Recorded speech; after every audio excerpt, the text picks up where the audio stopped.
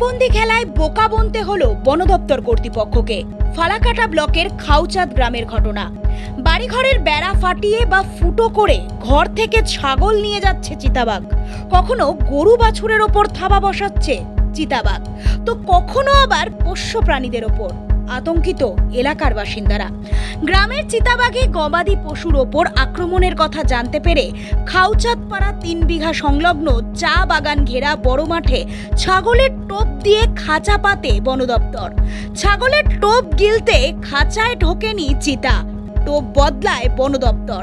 ছাগলের পরিবর্তে খাঁচায় টোপ হিসেবে দেওয়া হয় একটি কুকুর, কারণ চিতাবাঘের পছন্দের টোপ ছাগল ও কুকুর।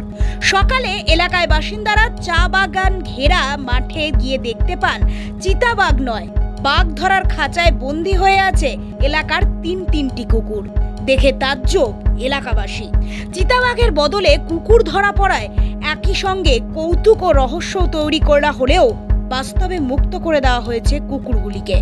Bureau report, Nobel Bangla.